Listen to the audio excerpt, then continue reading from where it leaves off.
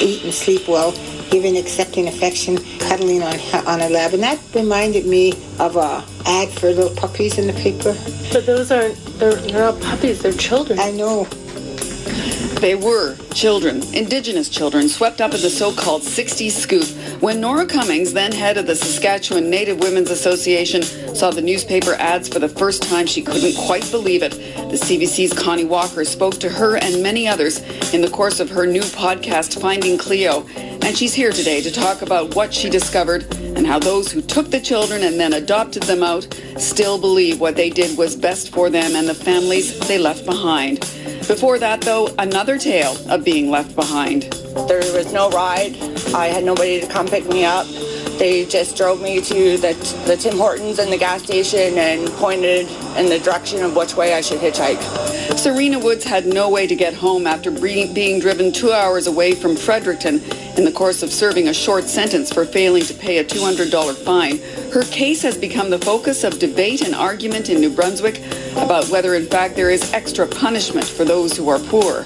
And stay with us for a searing look inside Syria from a journalist who has spent most of her life there since the civil war erupted with protests 7 years ago.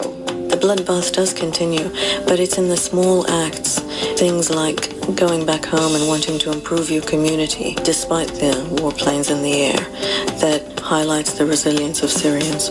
Author Rania Abuzed's new book, No Turning Back, Life, Loss, and Hope in Wartime Syria, shares intimate tales of people living through war, people she has come to know well, including a young girl who becomes, over the course of 7 years, a young woman, and a privileged man who, after protesting, is jailed, tortured, and then makes his escape. Rania joins me in our last half hour.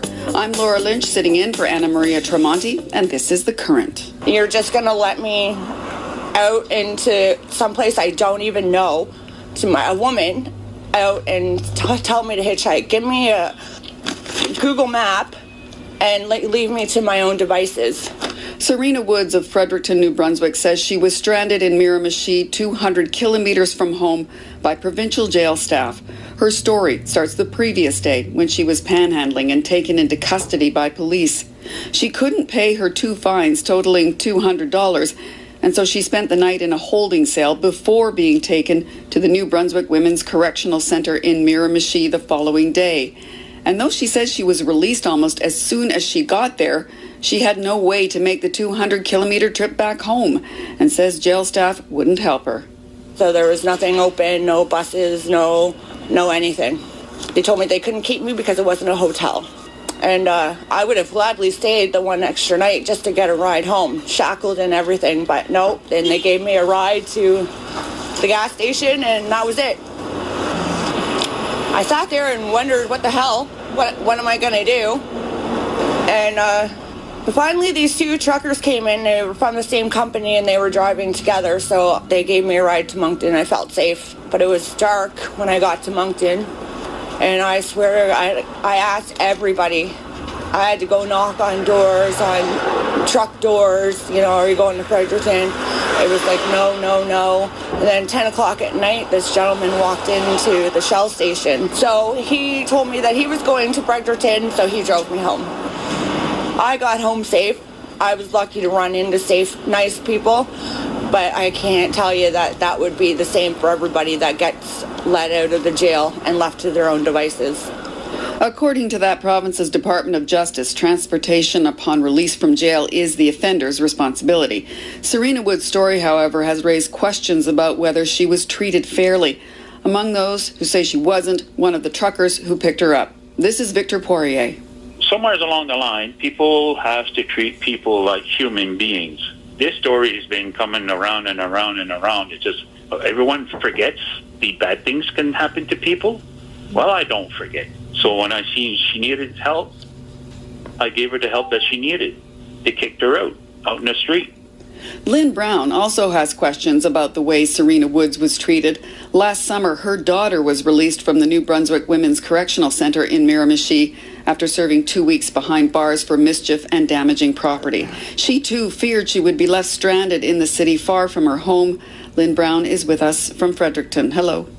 Hi.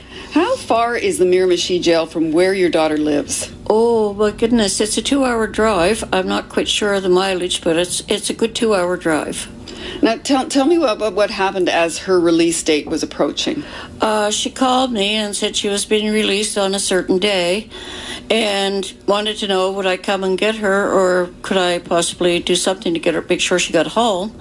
So I said yes, but I didn't realize they do have a commissionary there that you can put money in for inmates, but to put $40 for the bus, it cost me $50 because whatever it's called at the post office charges you $5.95, and then Synergy, which is a company who handles inmates' money, charges you $4. If that inmate doesn't have anybody to put that $40 in their account, then they're out on the street and they're walking home.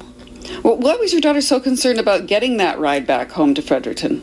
Oh, she wasn't able to hitchhike. I mean, first of all, like everybody says, she's a female and it's not safe. And secondly, she has a very serious back problem that she couldn't possibly ever walk that far or stand out in the elements and stand with her thumb in the air. Once there's those girls or kids or whoever serves their sentence, they're out on the street, they're no longer the province's problem. What concerns you about how your daughter was released? Well, it concerns me not so much with her because I was able to have the money, but what if I didn't have the money? What if that was at a time in the month when I didn't have 5 cents and couldn't get 5 cents until the next pension checks came in? What if she would have had to hitchhike home, taken her chances? I don't know what I would have done. I probably would have lost my mind thinking about my child, even though she's 40, out hitchhiking, and it's just not safe. It concerns me for every female that's there. So tell me what changes you'd like to see in the way that inmate release happens. I would like to see a system set up where they transport them there, and every day the sheriff's van travels from Miramichi back to Fredericton and probably other places, I'm sure. I would like to see them come up with some way that they could transport these women back to where they came from. If they're arrested in Fredericton, then they need to be brought back to Fredericton. If they're arrested in Woodstock, they need to be brought back to Woodstock. Or wherever. Is it reasonable to expect correction staff to drive these people far distances upon their release? Well, I think it is because, like I said, those buses, those sheriff's vans travel every day that distance, and sometimes with only 1 or 2 people. Right, but I understand that this is your daughter and you have strong feelings about this, but there's some who might look at this situation and say, well, this is somebody who broke the law. This is somebody who's in jail because she did something wrong. Why do we owe it to her to give her a ride? I know they break the law, but they're still humans. They're human beings, and we can't put humans at risk in our society. It's just not right. And what did your daughter say to you when you got her home safe and sound? Oh, she was appreciative for sure. And she said, I don't know what I would have done because I would have just been out there hitchhiking. She would have been concerned about that. Lynn Brown, I thank you very much for talking to us. Oh, you're welcome. Anytime. Bye-bye. Bye. Lynn Brown is in Fredericton.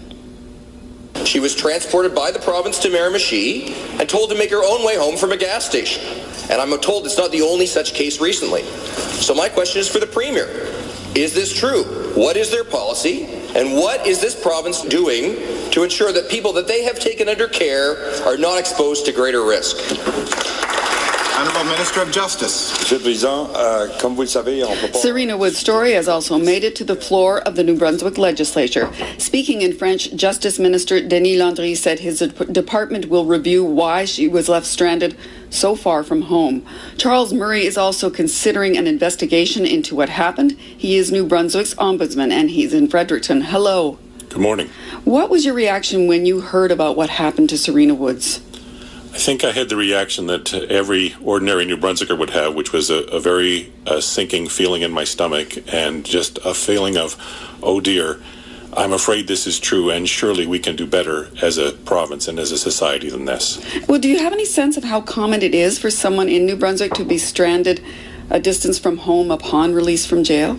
I don't think it's completely uncommon. I think policy, as they say, was followed in this particular case. I think it was the combination of the short notice and the circumstances and really this woman's poverty who made her especially vulnerable as a result of how this policy was implemented. Well, we just heard from Lynn Brown who said that she believed her daughter would have also had to hitchhike if she hadn't managed to scrape together $50 for bus fare. And what do you make of that story? I think that's exactly in the same line, which is that the unique circumstances of people with limited resources means that we need to, as a society, think about what extra steps we need to do to keep them safe. For many people with resources, being let off at the bus station would be an inconvenience at most. They would have the resources to get themselves home or to have someone come and pick them up. But for those who are on the margins of our society, this represents possible risk, and this is what occurred in this case. Well, let's step backwards a little bit. What is the government policy on transportation for people who have just been released from jail and are far from home? The government policy is that transportation home is the responsibility of the inmate, and that those inside the institution may assist in letting them contact certain individuals to line that up, but basically it is the inmate's responsibility. Well, what do you think officials should have done? Serena Woods was saying there that she would have been happy to stay another night in shackles in order to arrange for transportation. What should officials have done differently? There's a number of things that should have been done differently in my view in this case. One of the first is that if it was clear that she was going to be released as soon as she reached Miramichi, she didn't need to be transported from Fredericton to Miramichi in the first place. But secondly, at the point at which this individual was indicating her distress and the fact that she didn't have a realistic way to get home, an extra step needed to be taken. People needed to take off their hats as employees and put on their hats as New Brunswickers or as human beings and say, what can we do now? And there are agencies, both inside government and in the volunteer sector, which would step up to help. But that wasn't done in this case. Now, that's an interesting question because you say she should never have been taken there in the first place. Do you have any idea why she was transported to Miramichi when she was virtually let go right when she got there? I think they followed a standard, sort of a standard protocol. They had her in Fredericton overnight, and Fredericton will not hold past a certain point. And they said, well, from this point now she goes to Miramichi. But the phone call wasn't made to Miramichi to discuss what would happen to her case upon arriving at Miramichi. Had that call been made, the people in Miramichi would have quickly confirmed, well, she will now get credit for that time served and be released immediately. And I think everyone could have been spared a lot of trouble. Any idea why that phone call wasn't made? I really don't, and that's one of the questions that we're posing to the department and asking them to follow up on. But past the fact that people may make individual mistakes, we want there to be a culture inside government where people feel that they have empowerment to do the right thing, to do the thing as human beings that they feel should be done, and that the department will back them when they do that. I look at the truckers. It's not their job to transport this woman, but they saw a person in need and they stepped up. The disappointing thing in this case is that the people we employ as a province to look after these people didn't see their duty in the same way. And we reached out to New Brunswick's Ministry of Justice and Public Safety, and they said they can't comment on individual cases, but they did send us a written statement which says in part, upon completion of sentence, staff within the facilities work with inmates on discharge planning. We cannot keep them an extra day or extra time. This is true whether they're in jail 1 night or 2 years. They then add, corrections facility will support the offender in their responsibility to arrange planning for transportation and housing by connecting them with family or community resources.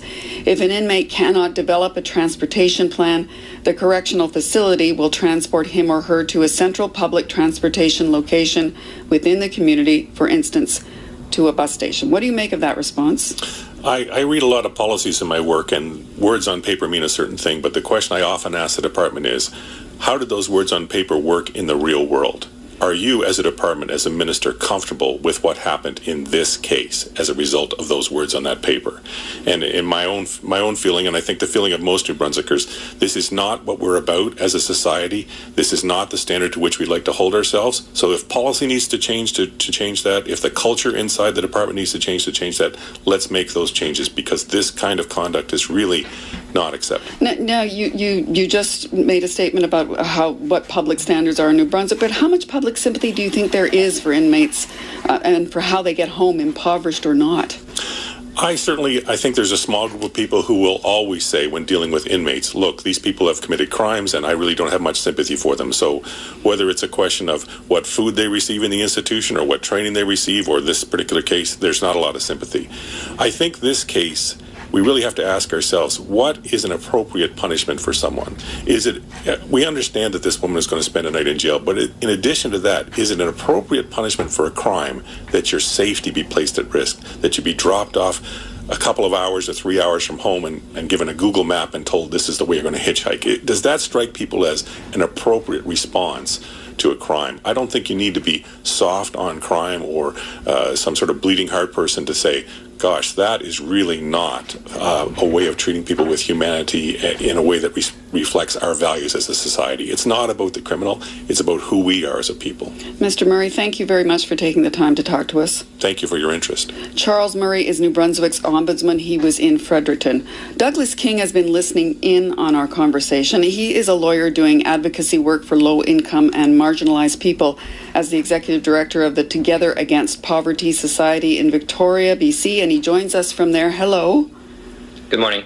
In your work as a legal advocate, how often have you come across cases where people were released from custody in a way that left them in a vulnerable or an unsafe situation?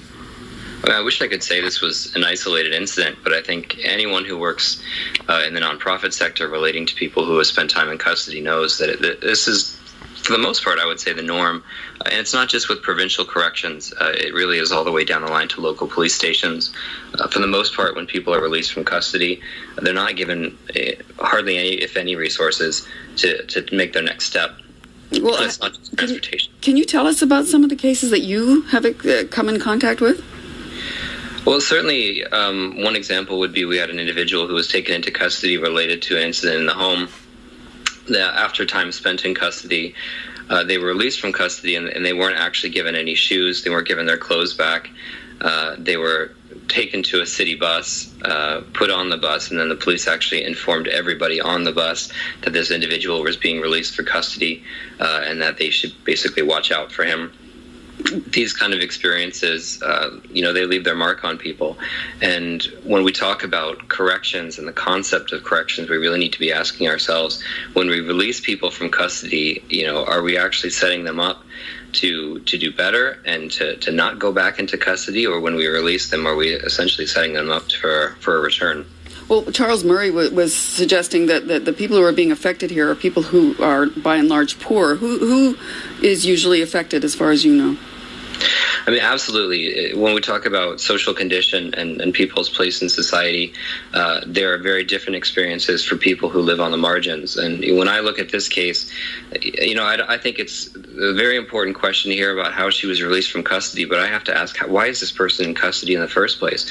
We're talking about someone who was a panhandler who was ultimately arrested for not being able to pay fines. And that's not supposed to happen in Canada. You talked about provincial correctional centres. Do you know what policy is for correctional centres across the country? Well, there really is very little uniform policy across the country, and we see that with local police departments especially. You might find a very, very different policy from one department to another. We are starting to see a bit more progression in terms of how policy is made at the provincial level, and we would certainly encourage government to start looking at more provincial and national policies and how people are released from custody. It's certainly not a situation where you can expect one thing or another. I think everybody who's being released from custody has different experiences. So ideally, what kind of standards or regulations would you like to see put in place around custody release? Well, I think, like I said before, if you're talking about corrections for the purpose of actually trying to correct the reason why the person was in custody in the first place, we need to be asking ourselves as a society, what kind of supports are we putting in place? Not just in terms of somebody and their physical ability to transport back to their location, but if somebody doesn't have a home, if they're homeless, what kind of supports are in place to give them that income or to give them housing so that they're not in a situation where they reoffend? Let me put the same question to you about whether the correctional authorities or the police have an obligation, since these are people who did, in fact, break the law. Well, You know, in that regard, I actually think there's a greater obligation on the people who create the laws in the first place. You know, when you look at a case like Serena Woods, you're talking about someone who was panhandling, and that's really survival behavior. People who are poverty, who are living on the margins, they engage in this type of behavior because they have to. But we continually create laws, bylaws especially, which punish that behavior. And that's the reason why she was taken into police custody in the first place. What, in your experience, what do you find to be the attitude of police and correctional authorities in these kinds of cases? Do they want to help? Are they hamstrung by law, by regulation? I think it really depends on who you get, and that's one of the problems. Our laws are so broadly worded, especially when you talk about bylaws, that it really comes down to the individual police officer in the first place to use discretion. Some of them, of course, are going to be good at that, and some of them are not. Okay. What we really need to do is look at the very, very beginning of this equation, why this person was brought into custody in the first place, and ask ourselves, well, why were we punishing that behavior in that way in the first place? Why were the police in a position where they could arrest somebody for panhandling and then failing to pay fines? And I think the answer is because we've created these bylaws that give the police the power to do that, and that's where we need to make the change. Just briefly, we only have about 20 seconds left. Have you made your case to the authorities about making changes on this? It's a very hard case to make because it really is a philosophical change. It really goes down to the way that we create laws in this country. It's easy for politicians to create a law that says everything is illegal and we'll let the police sort it out, and that needs to change, especially when it comes to bylaws in our municipalities. We should be looking at targeted laws that really get to the heart of the problem, and not basically passing on the power to police to use their discretion. In cases like this, it might be used in the wrong way. We'll have to leave it there. Thank you. Thank you. Douglas King is a lawyer and executive director of the Together Against Poverty Society in Victoria, British Columbia. Well, the CBC News is coming up next. Then CBC journalist Connie Walker joins me with a story she started looking at while working on her podcast, Missing and Murdered, Finding Cleo, the story of the Adopt Indian and Métis program in the 1960s and 70s. It is quite a tale. Stay tuned. I'm Laura Lynch, and you're listening to The Current.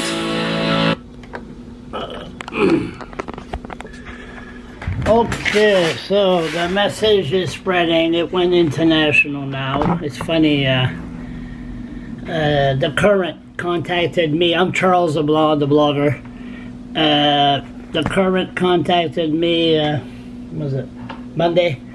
And they we did an interview, whatever, and then they emailed me yesterday and they said there's so much emotion, there's so many issues about this that we can't use. We won't be able to use your part. I taped it anyway. I'll put it on later.